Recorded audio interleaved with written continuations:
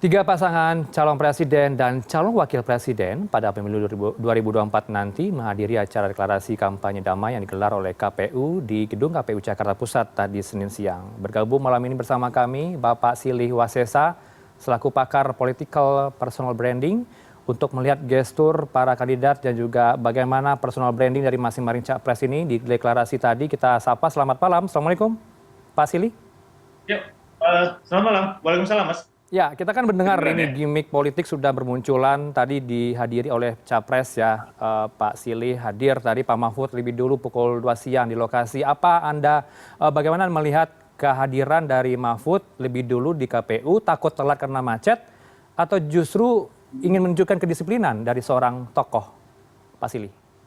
Iya, iya, betul. Itu yang pertama sih. Jadi yang menarik dari Pak Mahfud kan memang dia tingkat disiplinnya paling tinggi lah di antara yang lain ya. Karena kan cenderung apa ya, aspek politisnya lebih lebih sedikit dibandingin calon-calon yang lain lah. Hmm. Sehingga memang Pak Mahfud lebih lebih tepat waktu dan itu terjadi di beberapa case. Waktu dulu Pak Mahfud akan dicalonkan jadi wakil presiden yang kemudian ternyata diganti dengan Ma'ruf Amin gitu, itu juga datangnya lebih awal. Hmm. Datangnya lebih awal, ada di restoran sebelah gitu ya.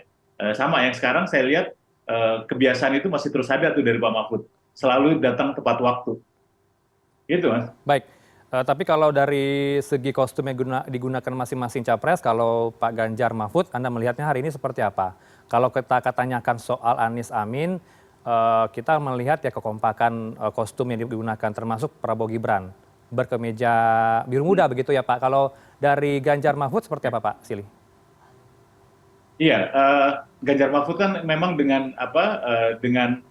kalau kalau Anies kan pakai jas sudah ketahuan gitu ya. Hmm. Kalau Ganjar Mahfud kan menunjukkan bahwa dia rileks aja nih.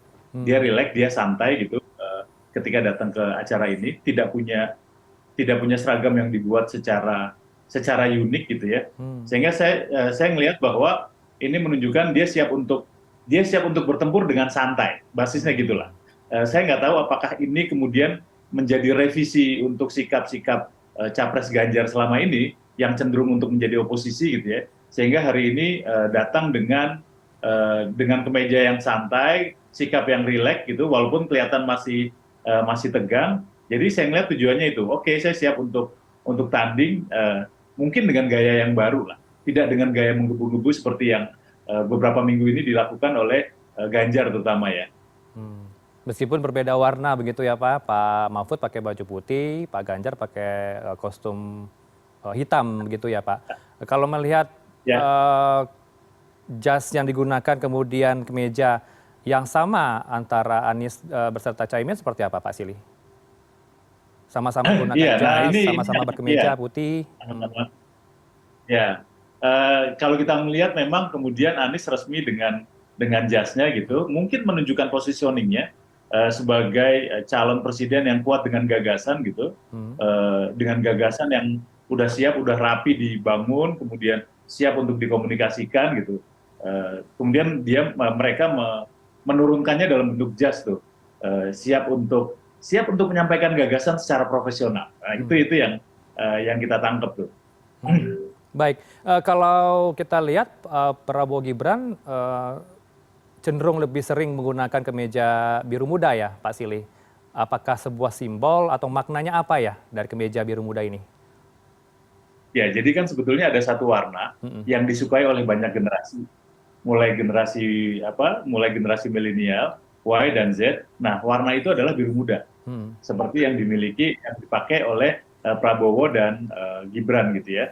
Dan itu rasanya itu yang dia tunjukkan Hmm. bahwa mereka perpaduan antara dua generasi yang jaraknya jauh banget, sehingga mereka mencari warna yang kira-kira semuanya suka dan semuanya pas nih. Karena nggak mungkin kalau misalnya pakai warna biru benkur misalnya, itu kan sangat sangat tua banget gitu ya, dan terlalu elegan. Sementara warna biru yang dipakai oleh Prabowo sama Gibran itu menunjukkan warna biru yang santai, warna biru yang rileks gitu, dan rasanya sih seperti yang didengung-dengungkan oleh tim mereka sejak awal, bahwa mereka pengen ya udah kampanye santai aja Hmm. gitu Mas. Baik, kemudian juga timbul ya Pak ya di publik ada gimmick politik yang muncul. Kalau Prabowo kan lebih ke gemoy ya Pak ya, kita kenal. Kemudian selepet sarung dari kubu Anies dan juga salam Hunger Games dari Ganjar. Anda melihatnya ini dibentuk oleh tim konsultan mereka masing-masing atau memang ini murni dari publik yang menciptakan kata gemoy, kemudian selepet sarung dan juga Hunger Games ini, Pak Silih? Ya, itu by design, itu by design oleh By design. berdasarkan survei yang mereka lakukan gitu ya. Terutama kalau Prabowo sama Gibran gitu ya. Kan survei mereka memang agak berbeda gitu ya dengan survei tim lain, survei politiknya lebih relatif mengarah ke yang dilakukan oleh brand-brand komersial gitu. Jadi mereka lihat sebetulnya kalau Prabowo itu diposisikan ke anak-anak muda, itu kira-kira anak muda melihatnya sebagai apa nih? Atau dibalik, anak-anak muda tuh kelihatannya kalau melihat kakeknya, kakek yang seperti apa nih, yang mereka suka gitu. Sehingga muncul tuh istilah, sebetulnya kalau menurut survei yang muncul adalah Prabowo itu diasosiasikan dengan kakek-kakek gemes. Dengan kakek-kakek gemes itu yang sebetulnya sempat beredar panjang gitu. Tapi ketika sekarang ke sini, ternyata sama timnya hasilnya dialihkan bukan kakek-kakek gemes gitu ya, tapi kakek-kakek gemoy. Nah itu yang menarik tuh. Jadi basisnya itu survei. Kalau Ganjar sama Mahfud itu udah pasti dia kan posisinya Ganjar sama Mahfud ini sebagai petarung nih. Walaupun PDIP berkuasa selama 10 tahun, tapi kali ini mereka sebagai challengers. Mereka seolah-olah sebagai partai oposisi nih. Sehingga seolah-olah ingin merebut kekuasaan. Makanya kemudian mereka salamnya adalah salam Hunger Game. Permainan untuk merebut kekuasaan, tapi permainannya keras. Nah ini yang sebetulnya kita bisa angkat nih. Sampai seberapa keras sih itu akan dilakukan gitu. Dengan Hunger Game kita tahu bagaimana Hunger Game itu dua orang biasa yang tertindas melawan kekuasaan yang semuanya udah sangat diatur. Gitu. Jadi rasanya itu walaupun tidak berdasarkan riset, tapi saya melihat itu basisnya adalah artikulasi terhadap posisi PDIP ketika melawan Prabowo dan yang dimana di belakangnya ada Jokowi. Jadi mereka seperti orang yang tertindas, tapi harus berjuang melawan mungkin tirani kali bahasa kasarnya gitu ya. Baik, Pak Silih, sebelum adanya pencalonan ini kan kita lihat ya Pak Jokowi kerap endorsement Prabowo dan juga Ganjar di Jawa Tengah, mengajak mereka untuk dekat ke masyarakat. Apakah Anda melihat ada sosok Pak Jokowi melihat perubahan yang kita rasakan ketika Prabowo mencalonkan jadi capres tahun ini dengan beberapa waktu lalu? Kalau waktu lalu saya juga tim liputan di lapangan, Prabowo saya anggap sebagai sosok yang menakutkan Pak Silih. Karena belum friendly, belum sedekat sekarang ini dengan anak muda dan juga gemoy. Anda melihat seperti apa? Ada perubahan karakter atau sosok dari seorang Prabowo? Iya, sebetulnya sih perubahan itu sudah dimulai sejak lama. 2019 itu Prabowo sudah mulai dicitrakan dengan bukan orang yang keras lah. Orang yang lembut gitu ya. Itu kalau kita ngelihat karena Prabowo kan punya kucing ya, Bobby the Cat tuh. Nah itu kan sebenarnya kucing itu kan lambang kelembutan seseorang lah gitu ya. Orang nggak mungkin kalau nggak lembut itu nggak mungkin dia punya kucing. Makanya kemudian Prabowo menggunakan itu, bahkan sampai ada Instagramnya sendiri. Jadi 2019 udah ada nih. Nah cuman yang sekarang itu positioningnya dia mempositioningkan terhadap Gen Z yang sekitar 52% pemilih kan.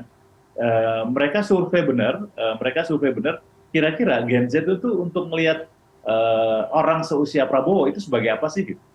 Sehingga mereka ketemu tuh istilahnya tuh dengan cohort sistem tuh untuk melihat kira-kira anak-anak ini kayak apa nih ngelihatnya. Nah muncullah kemudian istilah kakek-kakek gemes diturunkan tadi dalam bentuk banyak hal ya.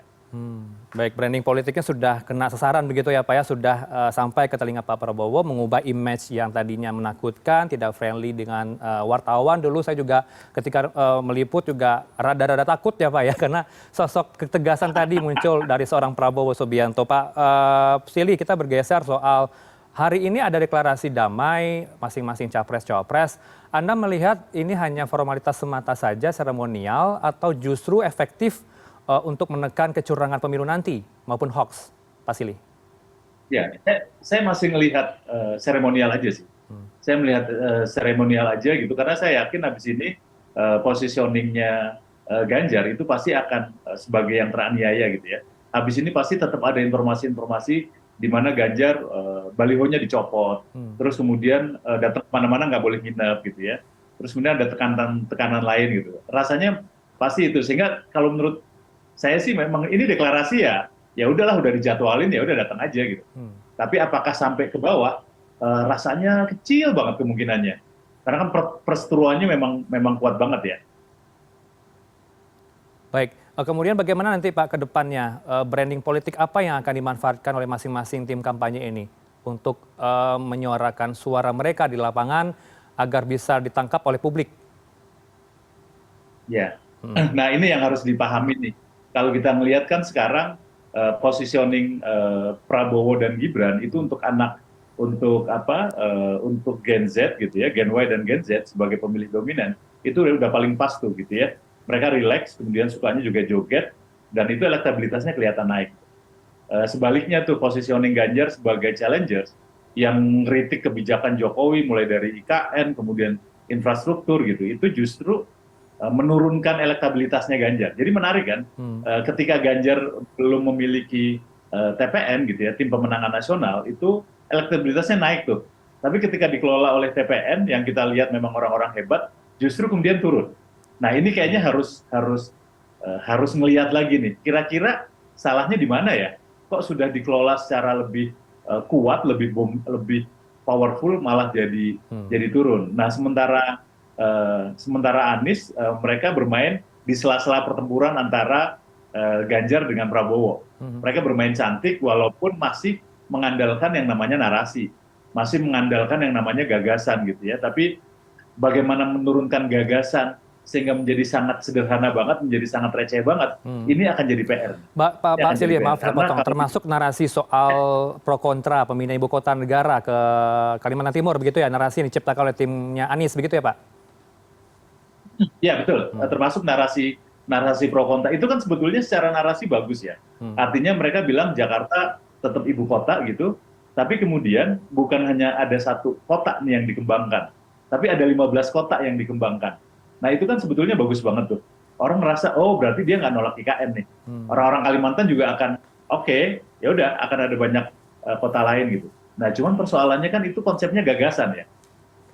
Dipahami nggak dengan Gen Z tuh, dengan orang-orang di daerah itu bahwa, oh iya gue punya kota baru nih. Nah itu yang masih belum bisa diturunkan. Jadi rasanya masih sama kelemahannya timnya Anies dan Muhaimin itu menurunkan gagasan sehingga menjadi 8 detik gagasan. Kita sering menyebutnya gitu. Jadi kita sering menyebut gagasan 8 detik. Gagasan 8 detik itu artinya bisa nggak kita bikin film, bikin video, maksimal 8 detik, dan itu bisa orang kenal dengan itu. Nah itu PR mereka ada di sana tuh. Baik, terima kasih atas ulasan lengkap Anda soal gimmick politik yang tengah dibangun, kemudian branding image mereka masing-masing dari Capres maupun Cawapres dengan Pak Silly Wasilsa, pakar political personal branding. Malam hari ini bersama kami di Newsroom. Selamat malam Pak Silly, Assalamualaikum. Selamat malam, waalaikumsalam warahmatullahi wabarakatuh. Thank you Mas.